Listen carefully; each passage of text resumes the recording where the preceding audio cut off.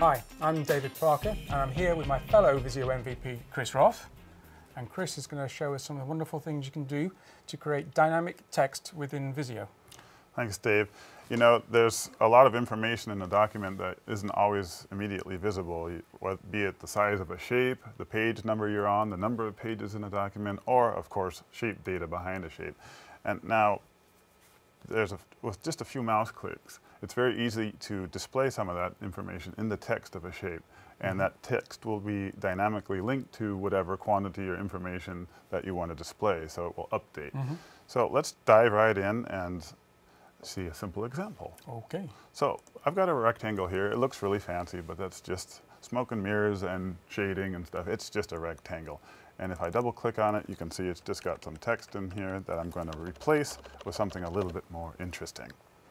So you and I always call this insert field. And why? Because you go insert, field, and you pick from some quantity. So I'm interested in the size of the shape right now. So I'm just going to click on the geometry category, select width, and note that, boy, I probably don't need that much accuracy. So I'll pick on data format that is a little bit cleaner. So we'll show 2 decimal places, and we'll show the units too. So I know you use the metric system, I use the imperial system.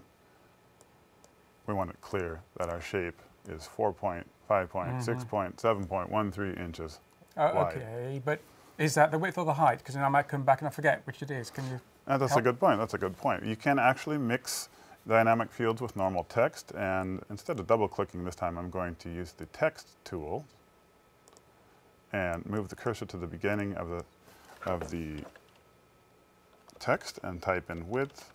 Oops, width. Is that the German version? Yeah, width. It's past tense of width.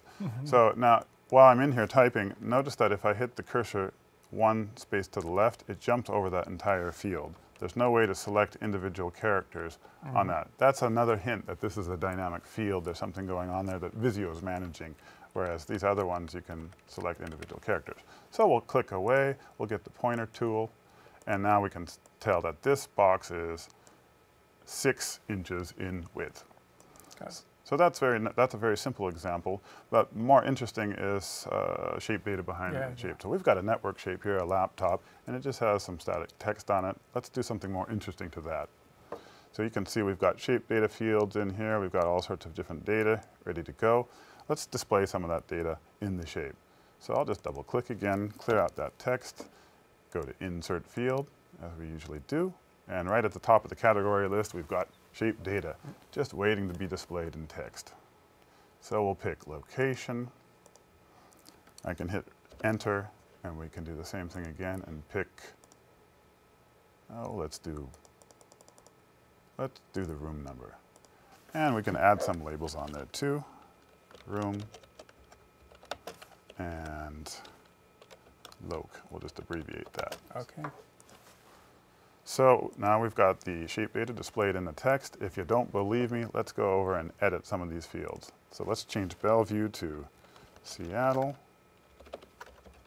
and we'll change the room number to B4. And sure enough, those are updating.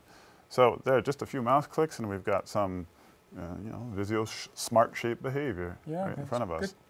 It's nice to know how to do this by hand, as you might want to call it, but there's actually some pre-built shapes in Visio that allow you to do this more quickly. So let's go to the More Shapes Visio Extras category, and right at the top of the list is a stencil called Callouts. Now, top of the list, but bottom of the stencil, you'll see there's custom callout 1, 2, and 3, and these are very interesting little shapes. Now let's move this out of the way a little bit so we have some room. You'll see there's a little yellow control handle, and what you need to do is drag that onto a shape that has some shape data behind it, as this network shape does. We let it go, and Visio detects that, we've made a link to a shape that has data, and it lets me pick the shape data fields from the laptop that I want to show in the callout. So we'll go down and see what we've done. We'll match what we did in the text before, location and room, and show the property name, so we have a bit of a label next to the value. Move the callout with the shape, that's fine. Now let's do a return so that we have separate lines for each piece of shape data. So that's a little bit small. Let's bump up the size. And you can see that when we move the laptop around, the callout displays the information in the text. And is it dynamic as well? Yes, it is. So let's go. We've got the laptop selected. Most important, the shape data isn't in the callout, it's in the laptop. Come over here, we'll change the location to red month, and I'll hit tab twice down to the room, and we'll do something ominous like X9999.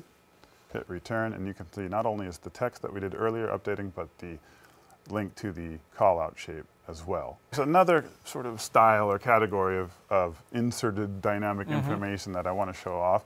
And it has to do with page numbering. So first I'll just zoom in just a little bit and double click to get into text. There's nothing really to overwrite here, but where are we going to go? Insert field, sing it.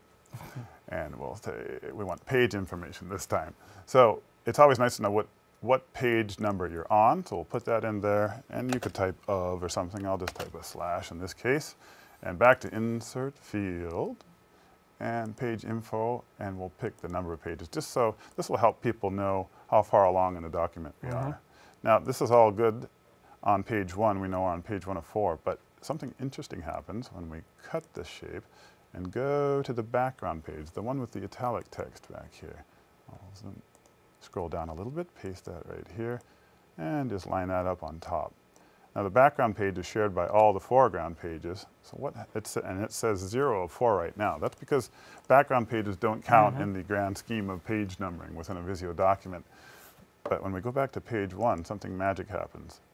That field knows that it's being viewed through a foreground page, and Visio is smart enough to update that number. When we go to page 2, we've got page 2 of 4. When we go to page 3, I'll zoom in just a little bit using my favorite keyboard shortcut. 3 of 4, and a 4 of 4. So there we go. And you can't do that with data graphics, can you, Chris? No, you can't. Yeah, well, that's great, Chris. Thanks very much for showing us all this dynamic data within, or dynamic text really, within Visio. Thank you. Thank you.